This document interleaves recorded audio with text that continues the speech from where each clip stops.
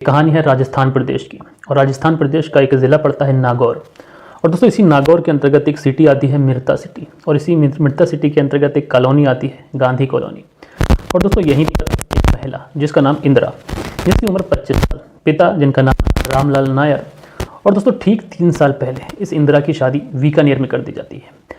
अब इंदिरा शादी कर बीकानेर अपने ससुराल पहुंचती है, लेकिन कुछ ही महीनों के बाद में किसी वजह से उसके पति की मौत हो जाती है। अब दोस्तों पति की जब मौत हो जाती है तो इंदिरा इसको तो बहुत ज़्यादा झटका लगता है, सदमा लगता है। अभी नई ज़िंदगी शुरू की थी, लेकिन अभी कुछ ऐसा हुआ कि भगवान ने इसके पति को ही इस दुनिया से हमेशा हमेशा के लिए उठा लिया। लेकिन दोस्तों ये जो लड़की है अपने पति के सदमे में जैसे तैसे ज़िंदगी गुजारना शुरू करती है। लेकिन इसी बीच जो इसके ससुराल वाले होते हैं वो इंदिरा को ताना बाना देना शुरू करते हैं।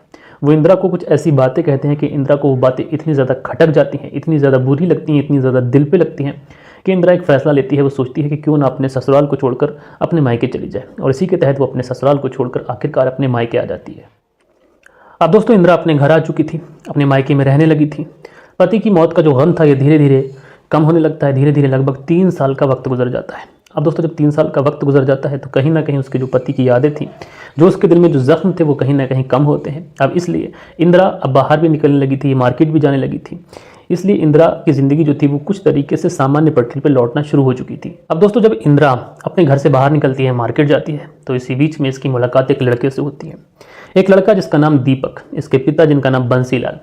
दोस्तों जो बंसीलाल है इस एक सरकारी कंपनी में नौकरी करते हैं, इसलिए जो इनकी माली हालत होती है वो अच्छी होती है। और जो दीपक था ये एक स्टूडेंट है, ये दिन भर इधर उधर घूमता, दोस्तों के साथ घूमता, क्योंकि चिंता तो कोई थी नहीं, पढ़ाई कर रहा था, घर की जो हालत थी वो भी ठीक थी, इसलिए किसी तरीके की कोई परेशानी नहीं थी, क्योंकि घर की जो माली हालत थी वो ठीक थी। अब दोस्तों दीपक और इंदिरा जब एक दूसरे से मिलते हैं तो उनके बीच में जान पहचान होती है। जब ये जान पहचान होती है तो ये कब जो मुलाकातें थी ये कब प्यार में बदल जाती हैं, दोनों को बिल्कुल भी पता नहीं चलता है। अब उसके बाद में जब इन दोनों के बीच में मुलाकातों का सिलसिला शुरू होता है तो जो इंदिरा थी ये भी अपने प्रेमी दीपक से एक बात नहीं छुपाती है, बल्कि ये अपने अतीत के बारे में दीपक को एक एक बात बता देती है। उससे कहती है कि दरअसल उसकी शादी हो चुकी थी, लेकिन अभी उसके पति इस दुनिया में नहीं है, वह एक विधवा है। अब दीपक भी ये बात सुनता है तो वो भी बहुत ज़्यादा खुश होता है, क्योंकि उसकी जो प्रेमिका है उसने उसे सब कुछ बता दिया।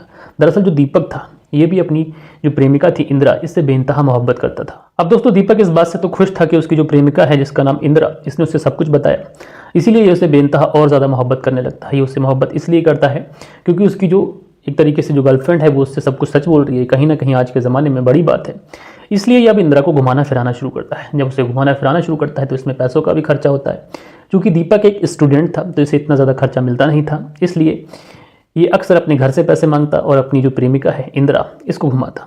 लेकिन दोस्तों जब उसे घुमाने फिराने में जब ज़्यादा पैसे खर्च होने लगते हैं तो दीपक सोचता है कि क्यों ना अपनी पढ़ाई छोड़ दे। और दीपक अपनी पढ़ाई छोड़ता है और अपने पिता की जो कंपनी होती है डिक्सन, इसी कंपनी में जाने के बाद में नौकरी करने लगता है। क्योंकि दीपक अब नौकरी करने लगा था तो इसलिए इसे जो भी सैलरी मिलती ये सारी सैलरी अपनी प्रेमिका इंदिरा के ऊपर खर्च करता, उसे घुमाता फिराता, उसके बाद में अगर कुछ पैसे बचते तो घर पे दे देता।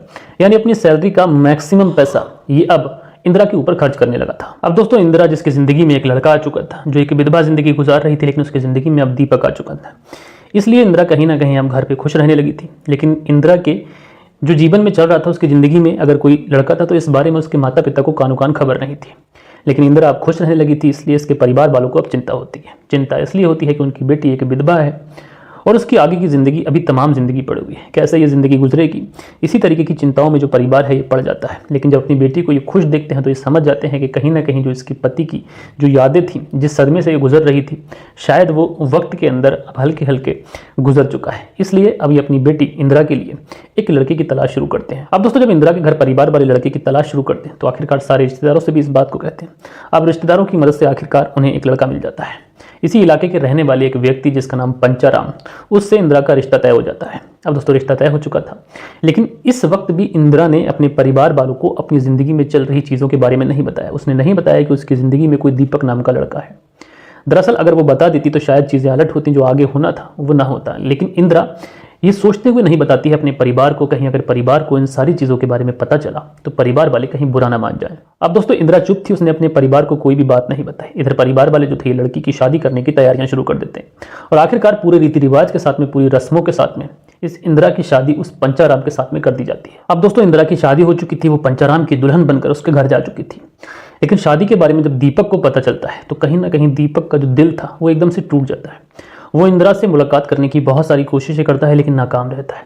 वो इंदिरा से कांटेक्ट करने की भी कोशिश करता है लेकिन किसी भी बार में सफल नहीं हो पाता है। इधर इंदिरा जो शादी कर पंचाराम के घर पहुंच चुकी थी, नई नवेली दुल्हन थी, इसलिए इसे भी जो दीपक था उससे बात करने का मौका नहीं मिलता है, यानी एक बार भी ये अपने आशिक से बात करने का मौका नहीं निकाल पाती है। लेकिन दोस्तों जैसे जैसे थोड़ा समय गुजरता है, जब भी इंदिरा को मौका मिलता, ये मौका निकाल कर, टाइम निकाल कर अपने आशिक दीपक को कॉल करती। जब ये दीपक को कॉल करती तो दीपक भी उसे अपने दिल का सारा दर्द बताता। वो कहता कि इंदिरा मैं तुम्हारे बिन एक पल भी नहीं रह सकता। दरअसल अब दीपक भी काफ़ी ज़्यादा गुमसुम रहने लगा था, खामोश रहने लगा था, ना किसी से ज़्यादा बात करता, ना किसी से ज़्यादा मिलता। इसी तरीके से उसकी ज़िंदगी चल रही थी। लेकिन जब भी इंदिरा उससे फ़ोन करती है, उसके सामने इसी तरीके की बातें करता कि वह इंदिरा के बिन एक पल भी रह नहीं सकता। अब दोस्तों दीपक जब खामोश रहने लगा था तो कहीं ना कहीं ये सारी चीज़ें दीपक के परिवार वाले नोट कर रहे थे कि उनका बेटा अचानक से क्यों गुमसुम रहने लगा। इसलिए घर परिवार वाले भी आखिरकार दीपक की शादी तय कर देते हैं और उसके बाद में दीपक की शादी कर दी जाती है। और दोस्तों धीरे धीरे लगभग 8 महीने का समय गुजर जाता है। लेकिन इस बीच में दीपक लगातार इंदिरा के साथ में बात करता था, लेकिन बात करने के बावजूद भी उसने अपनी शादी के बारे में इंदिरा को एक बार भी नहीं बताया। और दोस्तों इसी बीच में लगभग 8 महीने का समय गुजर जाने के बाद में जब इंदिरा अपने मायके आती है तो उसी बीच में दीपक से कांटेक्ट करती है। अब दोस्तों जब दीपक से कांटेक्ट करती है, दीपक से मिलना जुलना शुरू करती है, उसी तरीके से घूमना शुरू करती है, ये सारी चीज़ें उसी तरीके से चलने लगती हैं जो शादी से पहले चल रही थी। अब दोस्तों जो इंदिरा थी ये दीपक के साथ घूम रही थी, फिर रही थी, हर उस जगह जा रही थी जहाँ उसे जाना चाहिए, जहाँ उसके जाने के शौक हैं।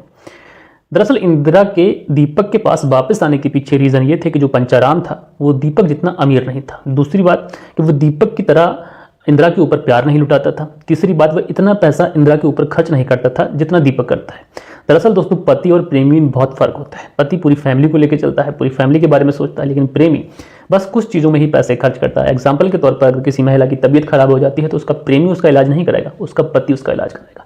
इसलिए पति बहुत सारी चीज़ें सोच के चलता है। अब दोस्तों जब ये उसके साथ घूमना चालू कर देती है, फिरना चालू कर देती है, तो इसी बीच में इसे पता चलता है कि दीपक की शादी हो चुकी है। अब दोस्तों जब इसे दीपक की शादी के बारे में पता चलता है तो कहीं ना कहीं इसे बहुत ज़्यादा सदमा पहुंचता है, इसे बहुत बड़ा झटका लगता है। ये सोचती है आखिरकार दीपक ने उसे उसकी शादी के बारे में बताया क्यों नहीं।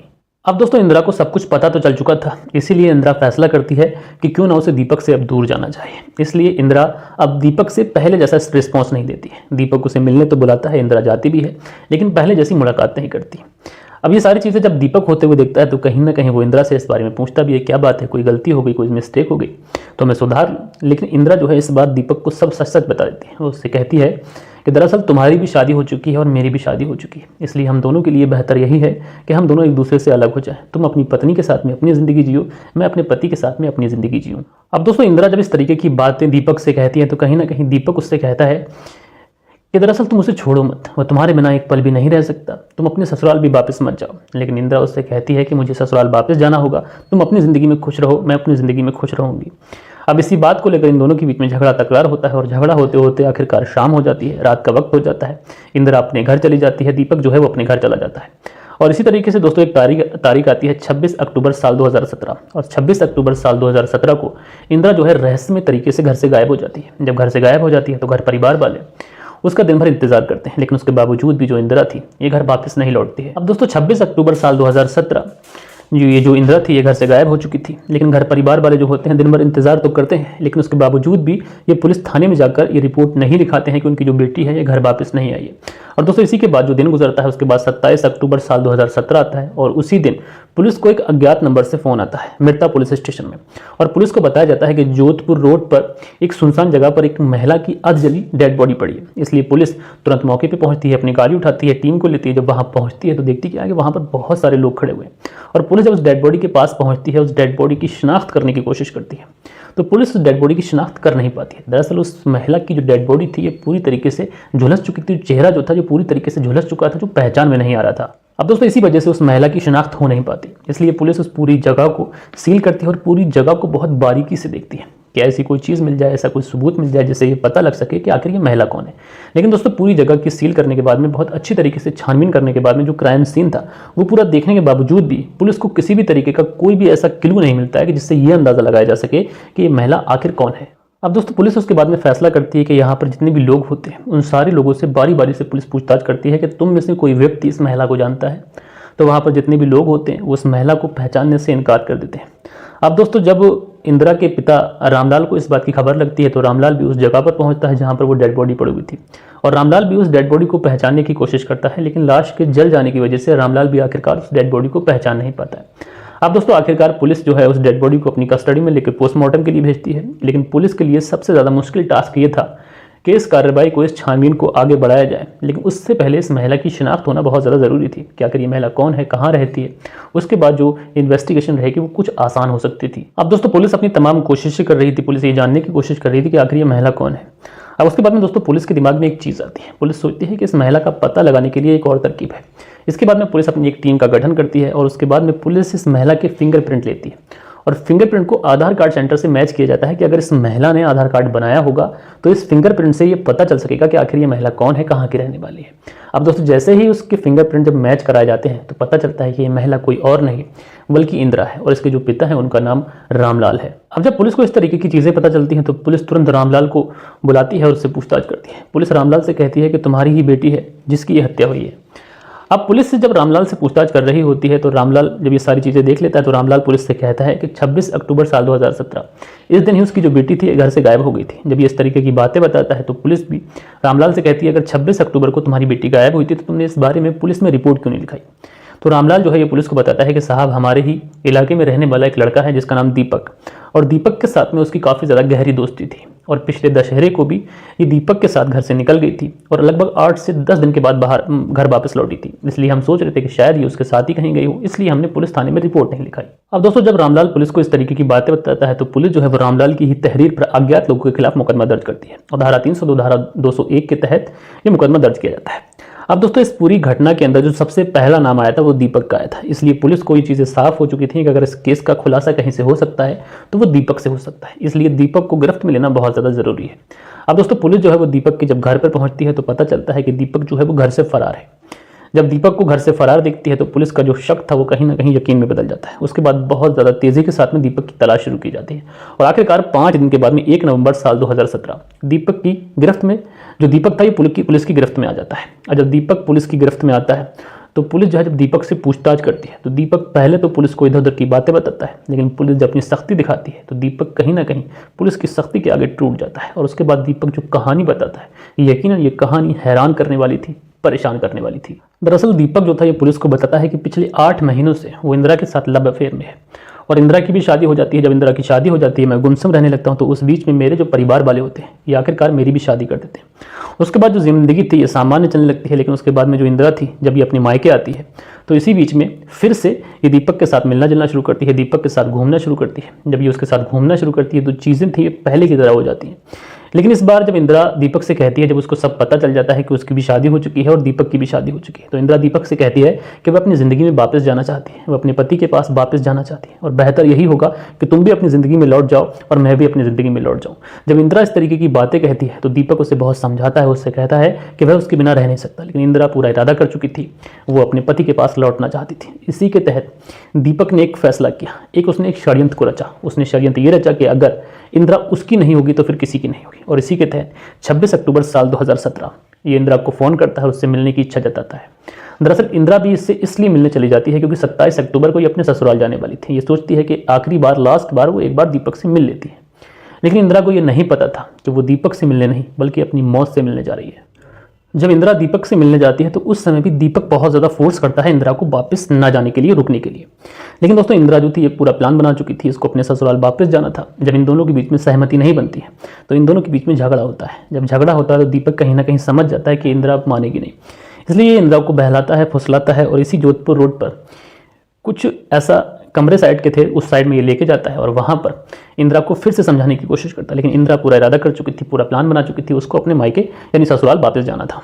अब इसी बात को लेकर जब इनमें झगड़ा तकरार शुरू होता है तो इंदिरा की ही चुनरी लेकर ये इंदिरा के गले को जब तक दबाता है कि जब तक उसकी मौत नहीं हो जाती। अब जब इंदिरा की मौत हो जाती है तो उसके बाद में ये एक षड्यंत्र रचता है। शाम का वक्त होने के समय ये इंदिरा की डेड बॉडी को अपनी बाइक पर रखता है और इसी जोधपुर रोड पर एक सुनसान जगह पहुंच जाता है और अपनी बाइक से पेट्रोल निकालकर ये उसकी डेड बॉडी को आग लगा देता है। वाकई दोस्तों जब ये पूरी कहानी पुलिस को बताता है तो पुलिस भी कहीं ना कहीं हैरान होती है, परेशान होती है। दीपक की बताई हुई बातों पर इसे गिरफ्तार किया जाता है और जेल भेजा जाता है।